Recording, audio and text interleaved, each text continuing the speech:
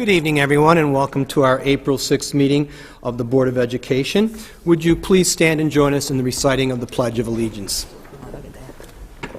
I pledge allegiance to the flag of the United States of America and to the republic for which it stands, one nation, under God, indivisible, with liberty and justice for all. Board members, may we please have a motion to move out of executive session? So moved. A second. Aye. Thank you. All in favor? Aye. Thank you. We're out of executive session. If you would take a look at the agenda, we do have some adjustments. In Roman numeral 4, letter B, the approval of the 2017-2018 school calendar, we would like to table that because we've just received some information from the state that would possibly change some things there.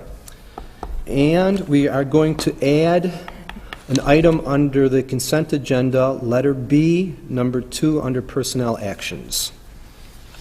I'm unaware of any other additions. So with that being said, can we have a motion to accept the agenda with the changes? So moved. Second? Second. All in favor? Aye. Opposed? All right, we have an agenda. Now, the Board of Education invites the public to comment on matters regarding the school district. The public comment section of the meeting is a time for the Board of Education to listen. As a courtesy, we ask that you limit your comments to no more than 5 minutes. Comments naming specific personnel should be addressed privately or in writing to the Board in order to protect the individual's rights. And matters that would infringe upon student privacy will not be addressed in this public forum. With that being said, is there anyone present who would like to address the Board tonight? Seeing none, we'll move on to our student liaisons. Come on up, Ben. By yourself tonight, huh?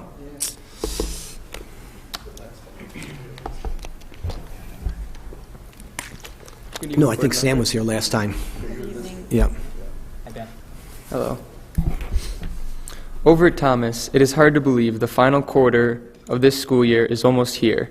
Teachers and students are finishing up grades and assignments as the third quarter ends tomorrow, with grades due next week. Thomas's spring play, Aida, is finally here. Our drama club put a ton of effort and work into this in the past few months, and the first show is tonight at 7:30. This might be a little late and short notice, but do not worry. You can catch this amazing production tomorrow night at 7:30 and Saturday at 2 o'clock or 7:30 as well. You can purchase tickets at Hagedorn's or online at WebsterThomasPlayers.com. All are welcome to come out, and I've heard it's a very great show. The annual Community Arts Day is this Saturday from 10 to 4 at Schrader.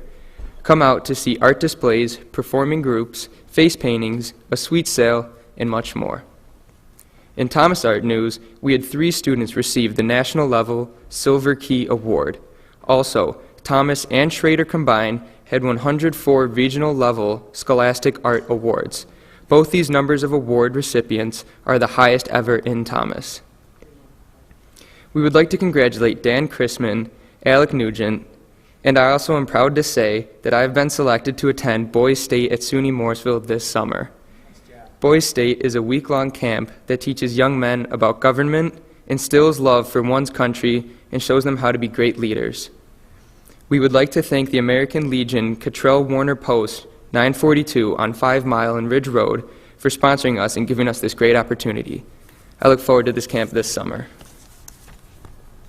Each year, the faculty at Thomas all vote for one senior for the Outstanding Senior Award. This award is given to the senior who shows the most Titan spirit in and out of the classroom. This year's Outstanding Senior is Natalie Niamtu. Thomas is very proud of Natalie and all that she has accomplished in her 4 years at Thomas.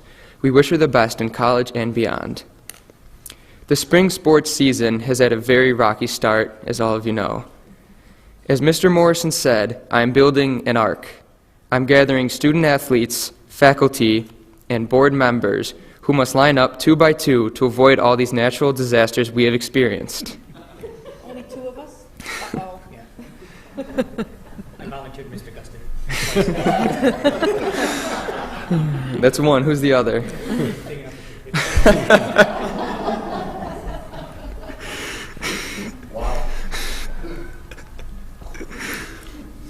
Despite these setbacks from the wind and snowstorms, our teams are having great starts to their seasons. Boys and girls across are both undefeated thus far. Thomas also had 5 sophomores and juniors go to the Section 5 Sportsmanship Summit in Geneseo. These athletes were recognized for their respect for all players and officials during their season. Thomas is also very proud to say that 76% of the new inductees and members of National Honor Society are involved in one or more athletic teams. All of these students received a letter from Mr. Morrison, like so, in the mail congratulating them on their academic and athletic achievement. This shows most students at Thomas are not only involved heavily in their academics, but also in their sports teams. Thank you, and are there any questions? Congratulations on Yep. boys. Thank you. It's a Thank you. fantastic honor. Boys Town. Yeah. Thanks. Nice job. Thanks, Ben. Thanks. Thank you. Have a terrific spring break and a blessed Easter. Thanks, Ben. I know Chris is not here from Schrader, but I would like to say I thoroughly enjoyed Mary Poppins. Jan, I saw you there. So, congratulations to the cast and crew at Schrader for their drama production. I don't see any liaisons from PTSA or WTA, so we'll move on to our superintendent's report. Thanks, Mike. So I have four items. Our Community Arts Day is in 48 hours over at Schrader, and it's one of my favorite days of the year, and it's an incredible opportunity to see performances from kids young and old, as well as to see some of the artwork from our students from kindergarten all the way up through 12th grade. And if people can get a chance, come on out to Schrader on Saturday 10 to 4, and it's a pretty amazing experience. While at Schrader, you can go into the parking lot across from the Aquatic Center, and the Webster Marching Band and Henderson Ford are sponsoring a Drive for Your School fundraiser for the marching band, and they'll have, I think, like 15 brand new Ford versions of Mustangs. Yeah, last year I got to drive a Mustang. It was awesome. And for every test drive, the Webster Marching Band gets a donation from Henderson Ford, and Henderson Ford is also, for the 3rd consecutive year, sponsoring the car giveaway for one lucky senior, as well as some cash giveaways for lucky seniors from both high schools. So again, for the Henderson Ford and Mr. Henderson's family, we thank him always for his generosity. Aida is a musical beginning tonight. It's beginning in 40 minutes. At Thomas High School. I have seen dress rehearsals. I saw the teaser yesterday for the students, and I've never seen this play before, whether on Broadway or during a musical production here in Webster. This play, the talent is unbelievable. Very similar to Mary Poppins in terms of you just can't believe our kids can be this good. Aida, all of the lyrics and the songs are by Elton John, and the music is just incredible. So I'm hoping that people will go out either tonight or tomorrow at 7:30, or the matinee is at 2 o'clock on Saturday, and again, the closing show is 7:30 on Saturday. And then last but not least, last week, I think it was a week ago today, I attended, along with other Webster students, the Summit on Race, and it was sponsored by Rock to Change, and it was an opportunity for nearly 500 students from across Monroe County to get together at the Wegmans Conference Center, and they talked about diversity, and not only racial diversity, but diversity of ethnicities, religions, orientation, identity. It was incredible, and it was run by students. And so there were adults there, but for the most part, the kids ran the show, and they had some wonderful discussions. And they were some of the discussions were pretty difficult as well. But it's something that, as a follow-up to our showing of "I'm Not Racist, Am I?" from a few weeks ago, it's a wonderful opportunity for us as a district to begin to have those meaningful and thoughtful discussions about diversity, what it means for our district, and how do we celebrate it. So that was a great experience for me as superintendent to attend, and that's my report. Thank you, Carol. Sure. Are you aware of any other community leaders that are showing this film, encouraging this kind of conversation? I've only really been aware of school districts, so I just wondered if other communities have picked up on it. And I think there was a church that Yeah. that showed it, and I don't remember. I think it was Yeah. a church in the city, and then Asbury. also the group, the community group in Pittsford, Pitts Oh. Forward, yes, yes. also showed it as Well, well. hopefully there can be some follow-up. Yes, hopefully So next it year, doesn't get- next fall, we can do this again. So, thanks, Thank Ann. Well, in announcing the extension to the New York State budget process, Governor Cuomo cited uncertainty in federal funding levels, saying that the state couldn't accurately project its revenue without firm numbers from Washington. Well, we cannot accurately project our revenues without firm numbers from Albany, but we do not have the option of delaying a decision on the budget. So with no final figures from the state, our district must rely upon and base everything on the lowest estimates that we have from the governor. So Brian, would you give us an update on our budget situation and then present to the board a budget for consideration so that we may suggest it for public vote in May? I would love to. I guess I want to start by doing a flashback to the 90s when budgets were always late. And those of you that were involved with the school or on the school board at that time, maybe the fiscal realities were a little different because there was no foundation aid formula that was played around with. The formulas ran as they were. There was 20 different ones, but they ran so you could project, and there was no tax cap. So if an aid increase wasn't in there, you just levied for it. That was the standard. So the late budgets in Albany back in the day really didn't have that fiscal constraint on a district like this one is now. For the purposes, we can't adjust the other side of our revenue. Our taxes are capped. We can't make up that unknown from the state. So the process used to be, maybe by August 1st they would have a budget. It would be a few months late. We set our warrant August 15th. So whatever extra state aid we received was applied towards what was projected and voted on in May. So the warrant levy would be different than what was projected because you had that 3.5 month gap in between. So that was one nuance for those that remember how the process used to be.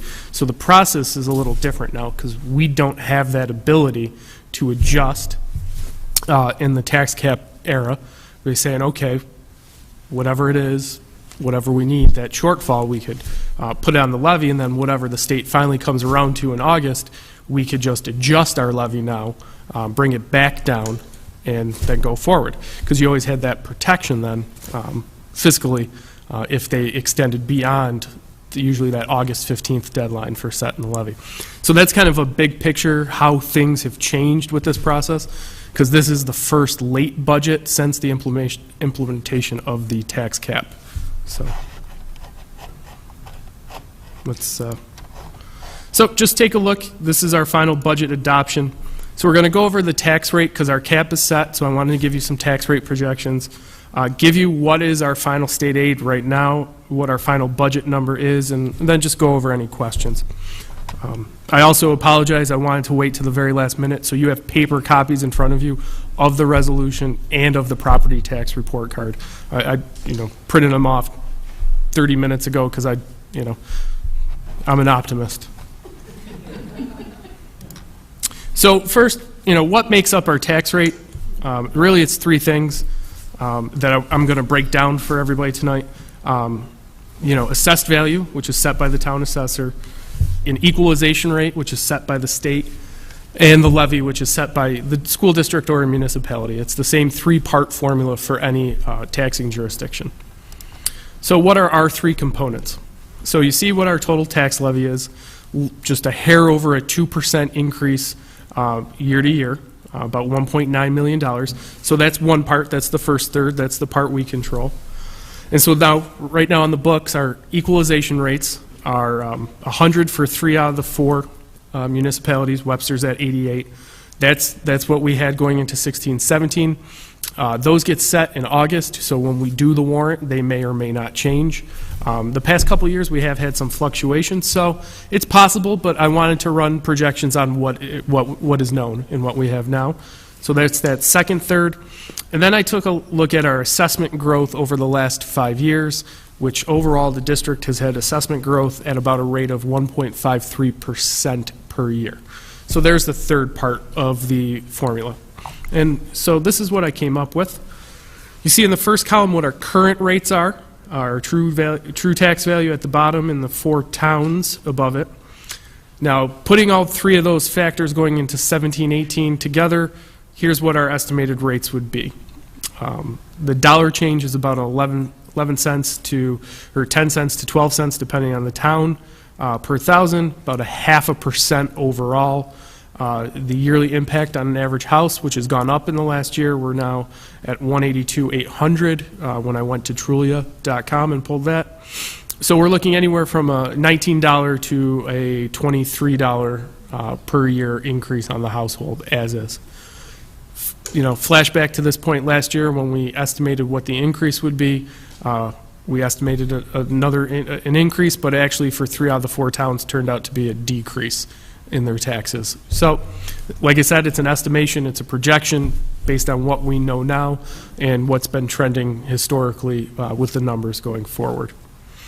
Any questions on that? It's just an estimation, and we'll have true numbers in August. So, with that, I just thought this was an interesting slide. We've been doing a lot of comparisons across the county lately, and I wanted to see where we fell.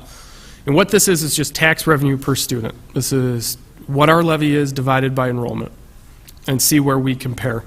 It's all the districts on the east side of Monroe County. You see where we are. The average tax revenue per student is $10,751. Webster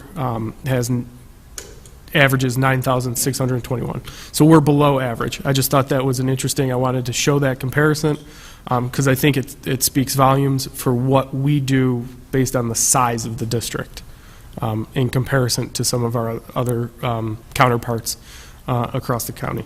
So I thought that was apropos for what we were talking about with taxes and where we stand in comparison to other districts. Any questions? Okay.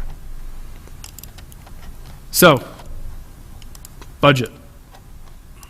The fun really begins now for me, trying to figure out what's going to happen going forward. So these are our final state aid numbers. Nothing's changed since the last workshop. This is what I presented at the end of March at the workshop. And I just highlighted foundation aid to see where we're holding our number at what the governor proposed, because that's all we have. So we're locking that in. So no really changes for state aid for right now. So what does our revenues look like overall? What did we have to change? So what I've done is taken the delta. We had a gap of about a little over $500,000 that we were presented, and we were hopeful that that would be about the amount of aid we would get increased from the legislature, because all signs were pointing towards, you know, something around that number. So what I've done is added some additional to our reserves, okay, to close our gap, because we have no other revenue source to go on. It's either that or we look to cut programs. Now, we know a budget will eventually get adopted. Don't know when it's going to be. What we could do later on in the process, at any point, change our revenue budget. We could do a board resolution to change the overall revenue side, because the budget number is what is going to be proposed tonight for the resolution. So we could still have time to play around with how we're going to allocate the revenue. So that number, whatever foundation aid increase we do get, will drop this number down. So Brian, just to clarify. You're adding $351,000 from reserves, Correct. even though we don't want to be spending more reserves. Right. But right now, we're going to spend an extra 351, right? Correct. If we end up with more foundation aid, which we were fully expecting if the budget had been finalized, we were expecting some increase in foundation aid. Once the budget, hopefully soon, is finalized, and let's say they do increase our foundation aid by $400,000, the goal will be to adjust our revenue so that we're not increasing our reserve line, correct? Correct. So if we use that $400,000 example, what you Right. see is $400,000 more here, $400,000 less here. Okay.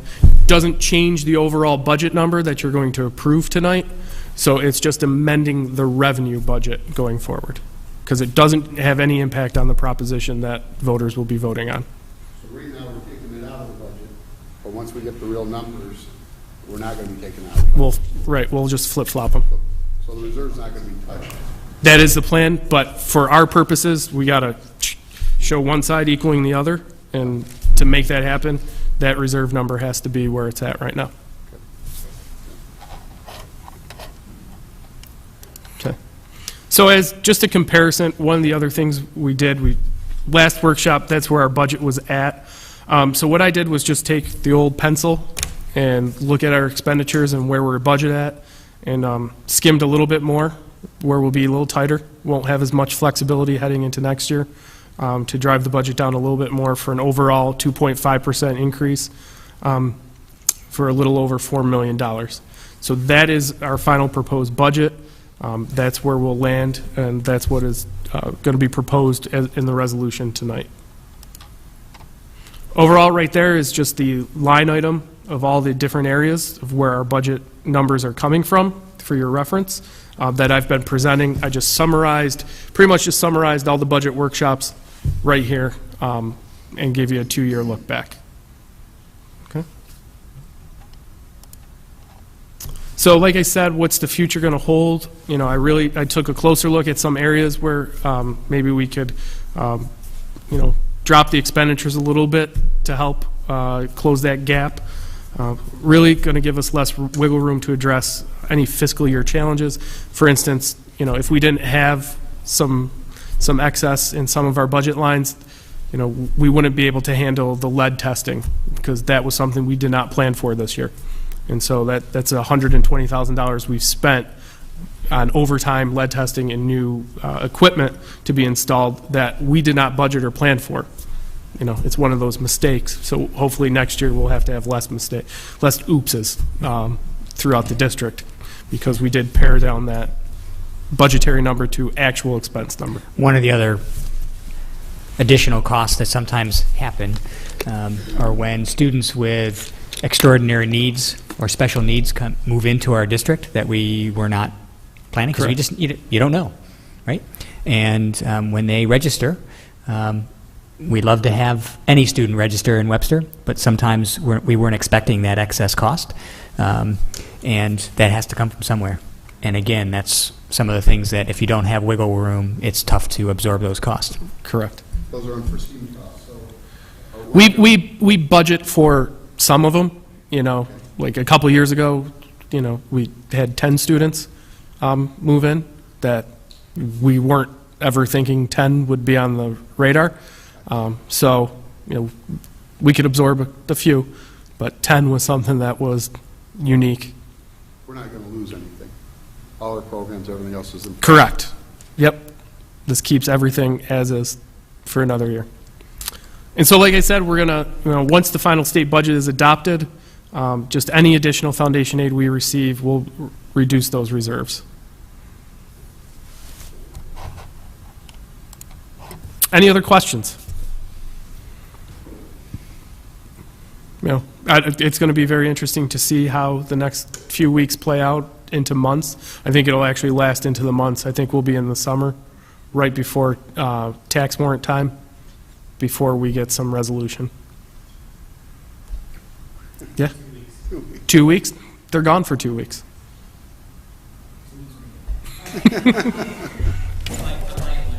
All right. It's on. Real quick question. I'll take the over. Going back cost per student, as we are below a lot of other districts. Correct. Everything is taken into place on that, like all the special needs, everything? That is just comparing all the district's tax levies, Yep, dividing it by their total enrollment. okay, It's not our cost. Okay. It's just Levy per student. what, so that's a levy, that's not a cost per student. right, that's the So I don't want tax anybody to levy. get confused out there that might think that. That's It's what I tax thought. levy per student. All right, so it's tax levy per student, not cost per student. I believe, tax revenue per student. Tax revenue per student. Yep. Okay.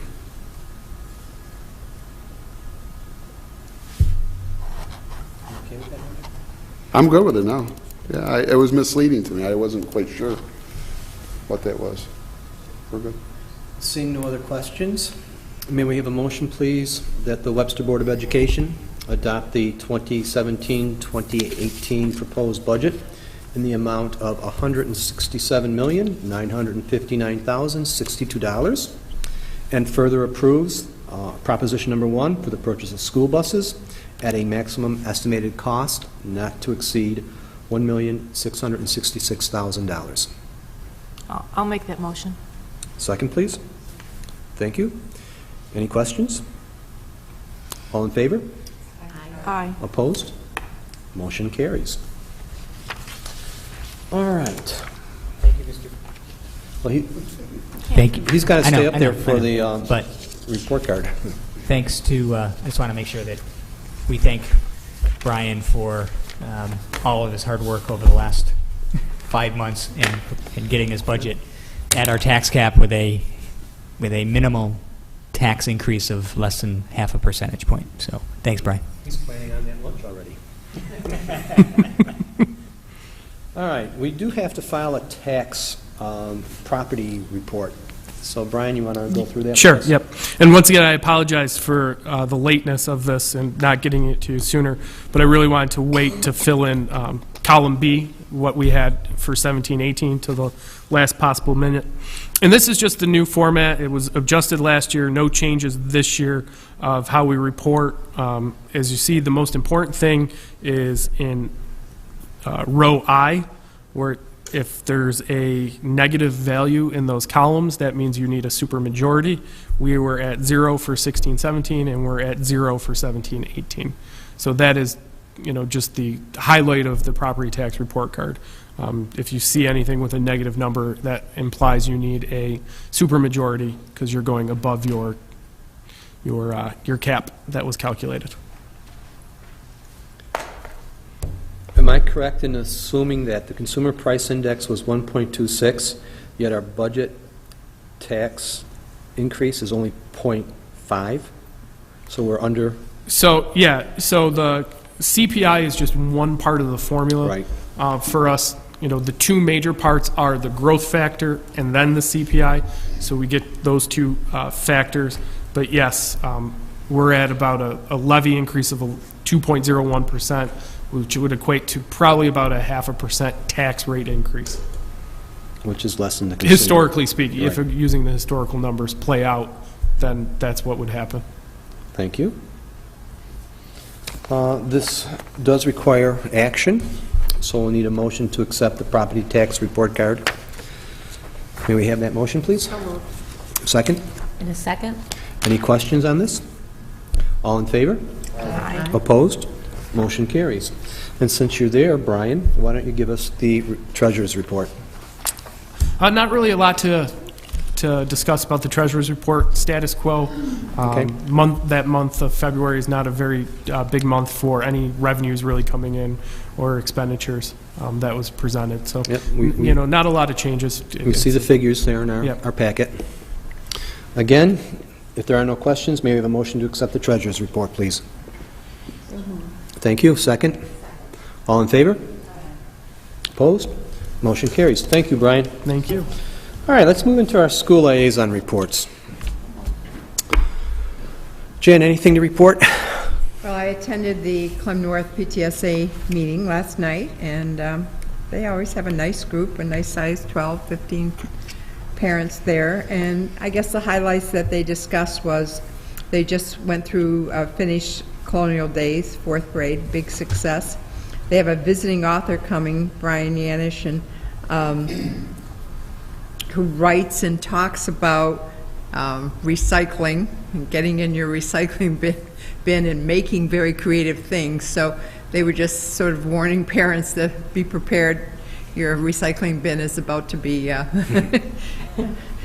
turned into art projects.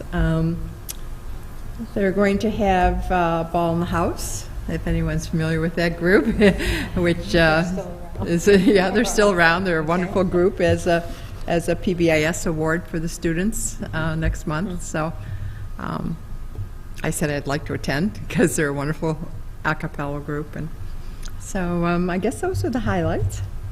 Thank you. Tammy, anything? The PTSA meeting was canceled due to weather. Yeah. Short answer. Linda? Plank South's PTSA meeting is on Monday evening, so I'll be there. Mike, anything to report? The next meeting for Plank North is May 15th at 7 o'clock, and May 17th and 18th is their spring concert days, so that's about it. Yep. Ian? I actually don't have a report. I forgot my notes. No problem. Sue? I don't have a report either. On Tuesday morning, the Spry Coffee with the Principal was rescheduled, and Mr. Bear talked about his lunch meetings that he's having with students to get feedback on various topics. They're planning to use the data from a student survey to make better connections not only with the peers in the building, but also with adults in the building. And Spry is continuing to grow and expand on their academic and non-academic experiences for the students. And finally, Mr. Bear informed those in attendance about the end-of-year activities and the schedule that is going to be done. So let's move on to Monroe County School Boards Association. And Ann, anything from legislative? Yes, we did meet yesterday, and the bulk of our conversation was really about, are we doing the best we can with our advocacy efforts?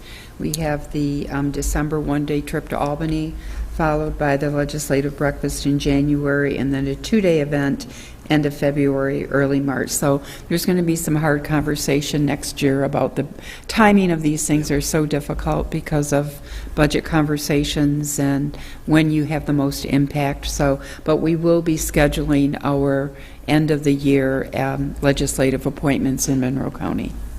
Thank you. At the last Labor Relations meeting, we heard an update on the status of the healthcare network. Self-funding has not yet been granted by the New York State Department of Financial Services, so that means the plan remains a minimum premium plan. Therefore, a $8.2 million health insurer's tax was required to be paid. Even with this fee, the RAST-2 plan continues to beat community and national cost increased trends. And ways to manage health care costs under consideration were discussed, including the potential benefits with some of the high deductible plan offerings.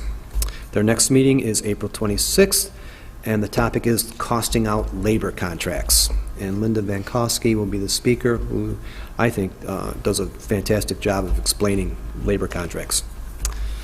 Okay, information exchange is next week. The topic is effectively managing student distractions and the use of technology. Kind of interesting. What'd you say? Well, you don't use technology. Although you're Mr. Tweet. We learned about that. You can't multitask.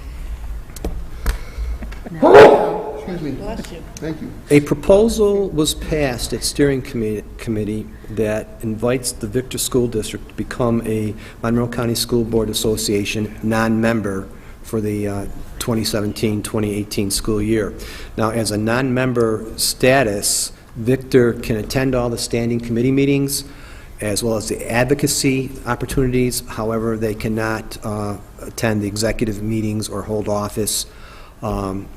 The proposal that was passed at the steering committee also includes a convening a subcommittee to review the Monroe County School Boards Association bylaws related to the current association boundaries.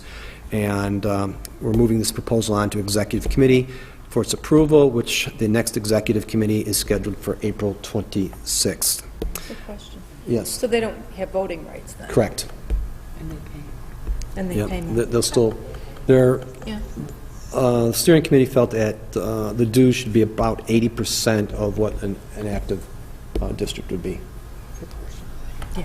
And incidentally, the Monroe County School Board's budget is being moved on to executive committee, and the budget calls for 0% raise in due membership, which is kind of nice to hear. Also, I don't know if you... Yeah. I don't know if you received an email about the New York State School Boards Association honoring school board members on Wednesday, June 28th. I know it's the end of the year, but it does provide an opportunity to get to know the NYSBA representatives, and you can also network with colleagues. So if you're interested in that, you need to make reservations. And I don't know if, Cindy, you can make them, or if it was... that's a good question. I don't know. I'm sorry, can you say that again? Yeah. New York State School Boards Association is honoring school board members on the end of the year. I mean, June 28th. I mean, you know, are we even around? But if you want to go, you need to make reservations. And I didn't know if Cindy can make them or if you have to make them yourself, because on the email, they had a place where you just click. So I don't know. So if you want to go, check it out. There's also something that I had recently about a special education, someone on a Saturday. Oh, is that the Did you see ESSA? that? No, I think it was. You sure I'll you're have not to look that up. I mean, they were looking at the ESSA. Was that what? Yeah. Maybe that's what it was. All right, let's move on to our standing committees. Nothing from audit. Sue, anything on policy? We just had a meeting today, and we'll be bringing some policies for first read at our next regular meeting. And that was our last meeting for the year, and so we'll be meeting again in October. All right. Budget advisory actually was Brian's report. Yeah, we've had 3 meetings. The 4th will be in 3 weeks. And Sue, do you have anything on strategic plan? Just that we're going to be meeting on April 25th to talk about the survey results. Okay. And now we're going to talk about our national school boards. We had 2 of our members attend. We might pass the calendar. We're doing it in the calendar. Do you remember we tabled it? Oh, that's right. Yeah, I asked for you. Way to set me up on that one. I'll set you up for anything. Don't worry, your facilitator knows what's going on. National School Board meeting, let's hear it. I got pictures. So, yeah. We submitted them, they're on our report. Oh, no, I got other pictures. I had spies out there. Let me tell you. Do you want to start? Sure. Okay, Linda and I were fortunate enough to be able to attend the conference in Denver, and it was outstanding. There probably were close to 10,000 people there, many from Texas and the South and Midwest. And we were invited to attend a number of different sessions and select what we wanted to do throughout the day, Saturday and Sunday, and then Monday morning as well. So we captured a few highlights. The 3 keynote speakers were Captain Scott Kelly, Arianna Huffington, and Wes Moore. Captain Scott Kelly was pretty incredible and opened the conference. He has a twin, for anybody who doesn't know, who's also an astronaut, and they were able to learn so much about the physiological effects on the human body in space travel because of what they learned from these twins. So he really was able to generalize what you do, how you go about conquering something enormous. He said he wasn't a good student, he was very inspiring, very down to earth, and you just take chunks and little pieces and do a little bit each day. And he was outstanding, definitely an outstanding speaker. He's got a book due out. And, he was incredible. He spoke up at great length about being in space for 500 days and things that we take for granted. He wore the same clothing that entire time, never showered. But he said the advantage was when he got home, his feet were softer than anybody else's because your body, the way that your skin sloughs off up in space is completely different. So his feet were completely soft. So that was very fascinating. So it was the best pedicure of his life. But yeah, I think for him he was inspiring because he graduated at the bottom of his class, but he never gave up. He used his mom as inspiration. She was the first police officer in New Jersey, first female police officer in New Jersey, and she had told him, if you have to be willing to fail, because then you will find a way to get to your goal. You have to constantly make those small corrections when you fail. So that it started out our weekend pretty amazing. So, and then we kind of split up and divided and conquered. Yes, so we could experience as much as possible. So, Anne, I thought of you with this intro to coding. Park City, Utah is a little bit smaller district than what we are, but they decided to just jump in and teach first graders. So what they did and what they found weren't really expected, but they found girls engaged far longer than they had been had they not been introduced, and they also found that special ed and autistic kids did far better, and it influenced all of their test scores. So, you know, everything rose. So every single speaker was very generous too in terms of being willing to share curriculum, ideas, emails, to be supportive in any way possible, just to be able to share what they learned and what their successes were. They also talked about take a great teacher and teach them technology instead of trying to, because, you know, it just goes back to anyone can learn. And they also found that kids were better able to go back and see where they made a mistake and trace the chronology and sequence of their actions, and they were less frustrated doing that. They were able to work in groups. It wasn't silent. All the videos that they shared, it was very collaborative and noisy and engaging. They talked about unplugged moments where kids could get up and jump around and physically be in sequence of the actions they want. You know, I want my purple guy to jump here, I want my green guy to jump here, and they created those blocks, and as always, the kids were incredible and got the job done, and they just did a really good job of making that happen and making it appeal to all ages and all genders.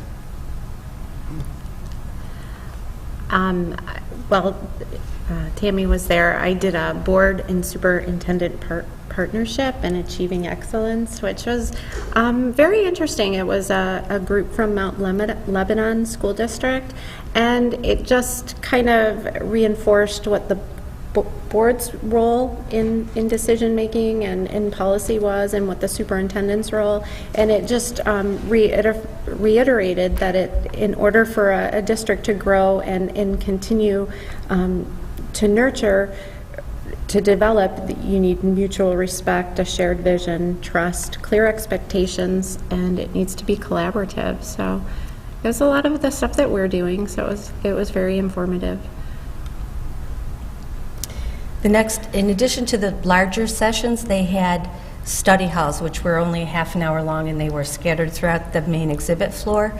Farm Logics works with Aramark, and they worked with the local farmers and what was fresh and produced locally, reducing carbon footprint, cost, transportation, all the different factors that drive the cost of food. And they also were able to create reporting around this so that you could really, results could be gleaned that supported the work that they do. And I'm sure, you know, we're off in this direction as we are with so much of this, but there's kind of nuggets here and there that can help in any program and endeavor. So they worked very successfully with their communities and brought in fresh food and saw cost decrease and health increase. I visited a session on Arts for All, and it was presented by the Kennedy Center of Arts in Washington, D.C., and they highlighted a district in Virginia that had over 40,000 students in it, and the district spanned over miles and miles, and they showed how art and music, if you just give kids that opportunity, they just flourish. And in this district, they didn't have a lot of money, so they put a lot of the arts at one school. So they transferred the kids to that school for half a day to participate in the arts that they were interested in. But they went back to their home school, so they still had that community connection, and it was incredible. Some of the music and the artwork that came out of that was unbelievable. And they also engaged in the community, and they had music events in the town square and invited the senior citizens and all of the community to come to listen to the music. And then they also reached out to business owners and had them display student artwork in their businesses, because it was a way of showcasing, this is what our district is doing, this is what we're promoting. So that was really cool. And they also had what we have in the district office, where the individual artwork is up there and it's rotated on a regular basis. So that was really neat.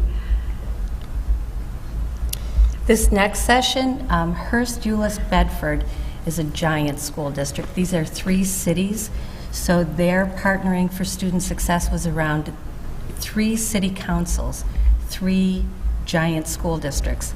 So their efforts were much larger and much more intricate than what we're faced with, but they had a lot of community members in schools. They called them VIPs, asked businesses to adopt schools. They saw city council turnover and superintendent turnover and insisted that these programs stay in place for anyone coming in, so that they really had a strong commitment from the entire community to make these programs happen for kids. So had a lot of great ideas and great success stories to share. My next one was on community engagement, and oh no, that was yours. Mine was, family engagement as part of the plan. And it was actually,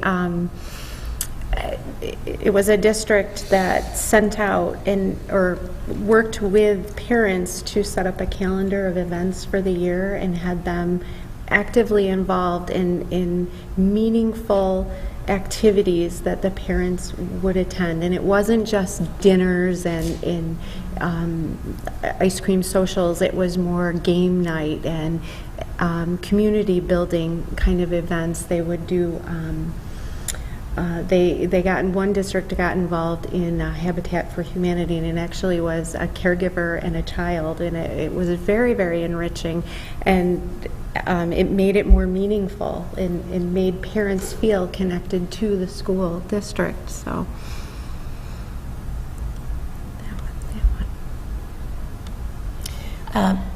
next is a study hall about telling your district story with visual analytics. And I know at the last budget meeting, Brian talked about what you can do with numbers and how you can tell a story a million different ways. It was using graduation rates, using however this particular school district came up with an accountability score. How do you measure how well your personnel and staff are performing relative to student graduation rates, student secondary education? Whatever your measures were could be those analytics that are important to that particular district. And the blue bear is on the outside of the conference center, and he's 3 stories tall. So there was a lot of public art throughout Denver that was just filled it's in incredible. Yeah, there was so much art. That's what we're going to do next year. Be a bear? 3-story. Bear. 3-story. One Webster logo. Oh, my God. Progress. Oh, my God. Be awesome. Yeah. We both attended a communication mishaps and mistakes forum. I guess I think what I got out of it is sometimes what you think you say and what others hear are 2 different things, so you have to be careful of your message and all the different ways there are to communicate too, which invites even more opportunity for miscommunication, or, everyone has their own perspective where they come from. So you might say something and I hear something, but that doesn't mean that you intended me to hear what you said. So we all had to draw a pig on a piece of paper, and depending on how you drew your pig Was it at the top of the page, in the middle, or at the bottom? Was the tail curly? Did it have eyes and mouth? Yep. How many legs? Which direction was it facing? All meant something. So it's just kind of a, maybe a team, maybe we squeeze that in at a meeting. I don't know. It was just a fun thing to do, just to illustrate how easily things can be miscommunicated. Yeah. Could have been. Or a 5-year-old grandchild, because what they hear is not what you say. Exactly. And vice versa. And it's also, too, like texting, like you teach your children texting because everybody interprets it different. So it was very cool. The second day started with meeting Arianna Huffington. That was incredible. Her whole speech was on recharging, and how we put so much stock right now in people's success is defined by staying awake 24/7, these people that never turn off. And she gave her account of her life story where she was 24/7 going, and she passed out and broke her nose, ended up in the hospital, hit her face. Split her cheek open, and it was that aha moment. Bloody mess. Yeah, she was a mess, and it was, this can't go on. And she said that it was much about mindfulness too, being aware and living in that moment, and that we cannot be connected 24/7 to our technology, and we can't teach that to our children because we're missing out on so much of life. And she showed a picture of the Mona Lisa, and 30 years ago everybody went to the Mona Lisa and took pictures this way at it, so they kind of were seeing it, but they're not really seeing it because they're all taking pictures. And now what it is everybody has their back to the Mona Lisa because they're all taking selfies of it. So nobody ever appreciates what's right in front of you. So it was very poignant. Just stop and look around you. She talked a lot about kids and cell phones. And on her website, they have little cell phone beds where all the kids, you put your cell phone down, here's a little cell phone blanket, and good night. You're staying here, you're recharging, we're all recharging. And she incorporated a lot of humor into it, but it's sort of the opposite from everything she did is the Huffington Post. Taking a step back and saying, how should we define success, and what are we teaching our kids? You could pick up your phone, everybody knows when your battery is getting low, but we don't know when our own battery is getting low. So there were a lot of really significant and really just good food for thought about. And she was there with her new book and her new website and lots of sage advice about technology. We went to Googlicious and mindfulness. Mindfulness, we didn't stay the whole time because it was more about mindlessness, and we kind of lost interest. Yes. We got lost in that one, so we did leave that one. But we went to Googlicious, and it was an interesting gentleman who was a complete computer geek, and he was self-admitted that he was, and he taught us all different things to do on Google. It was fascinating. And he kept, his words were, is it weird or is it creepy? Because he talked a lot about speaking. You can speak to Google and it responds through the camera. So it was interesting.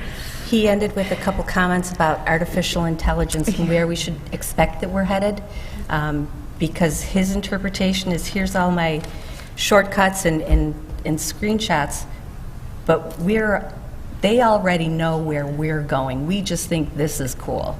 Yes. So that was, you could wear the virtual reality. The virtual reality, where just based on the pictures that they took on Mars, you can walk around and be on Mars. So there are a whole lot of things that are headed our way. And then, according to Arianna, then we can just unplug them. Yes, and so we can go to bed. We actually have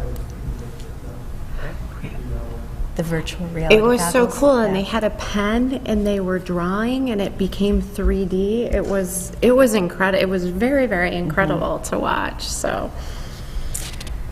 Is this one here? The Education Foundation was one of the longer sessions, and definitely something that we have talked about as a district, and lots of good information, all the steps that need to be taken, all the ways that you have to organize it so that structurally and organizationally you're guaranteed to be doing the right things and engaging the right stakeholders. It was extremely, extremely interesting. So again, all these resources are available to us, and people were very willing to partner and be contacted and share. So definitely good information if we ever want to head in that direction. We went to 2 study halls on Sunday. The first one was soft skill development, and it was a company that sold a program that they came into the district, and they taught about soft skills because they felt that some kids were lacking them upon graduation. They didn't know how to communicate and make connections, and so they have a whole program that they can bring into a district and teach kids about their soft skills to get them career and college ready. This particular district had a very disproportionate relation in a socioeconomic sense, in a very high dropout rate, so these kids were at least leaving with some skills that could take them to the next level if high school wasn't going to be for them. So they were highly successful with improving their graduation rate. And I visited Drumtastic Mathematics in Motion. It is unbelievable. It is for kindergarten and first grade, fidgety kids. It's circuit training. 3 minutes of cardio, and you have a drum. You have 2 noodles in your hand and a drum. So it's 3 minutes of almost like a dance cardio, and then it is 3 minutes of learning math, and the way you hit the drum equals different numbers, and they were multiplying, subtracting, adding, and then after that it started over 3 minutes of cardio, and they did that for 40 minutes, and they said the kids were more focused. They were able to sit in their chair for the next exercises that they were doing. It was incredible. I was sweating. I did try it, but it was really incredible. I gave Brian all the information on that one. Engaging our community was another session we attended together. And it talked about creating a community-wide vision and support for public education. How do you define your community's values and then build support around that? Build a strategic plan that supports your vision, implement it. Again, a lot of the same things that we have in place and are doing, but they did a really nice job of making people just aware of. They asked questions, and you had to go to different parts of the room based on who you were or who you thought you were in a given scenario. And the room changed with every question. So it was a good awareness, sort of team building activity as well. And then it was Monday. And then it was Monday. So the other Wes Moore is the book about a gentleman named Wes Moore, and there are 2 of them. And one decision in public education totally separate a life of incarceration and a highly successful gentleman. And he was an amazing speaker. He was very inspiring. Part of his message as well, and what was throughout the entire conference, was the importance of public education, that we're not cherry-picking kids. We welcome all kids. We want all kids to be successful. And the message throughout for almost all of the speakers was one of gratitude for the people who do work for and support public education. And that your voice matters now more than ever, and there's lots of work to be done. So there weren't any overtly political observations, but just a lot of gratitude for the work behind public education. It was an incredible 3 days. I learned so much, and I just want to thank everybody for allowing us the opportunity to go. It really was. It was one of the best experiences I've had. So. Yes, thank you very much. We Thank definitely you. appreciated the Yes. opportunity to attend this, very much so. Well, then this is a good reminder that the state conference is in October at Lake Placid, and the national conference next year is in San Antonio, I think early April. All right. Any questions from the board on the national conference? Thank you, that was a great report. Thank you. Comprehensive. We did, we know we got it on Google Docs and we shared it. I couldn't have done it. No problem with the planes coming back? No, Wow. no, We didn't have that. no. We were diverted, weren't we? Yeah, diverted. I It diverted took us 20 hours to get back. Yeah. No, it's perfect weather. I slept in the Washington DC. All right, let's move on to the consent agenda. Board members, you've had an opportunity to look at this. These are recommendations to approve the minutes from our meetings and our workshops. There's recommending our personnel actions, recommendations of the Committee on Special Education, as well as the Committee on Preschool Education, and the resolution to appoint the people necessary to conduct our budget vote and election. May we have a motion, please, to accept the consent agenda? Second. All in favor? Aye. Opposed? Motion carries. Just a reminder that we do have a special meeting where we'll be voting on the budget for BOCES. It's on Tuesday, April 18th, and it's in the morning at 8 o'clock. It'll only be about a 10-minute meeting, so, you can still get off to work. And then we do also have a workshop on the 27th of April. And with those reminders, may we have a motion to adjourn? Second? In a second? Thank you. All in favor? We are adjourned. Good night, everyone.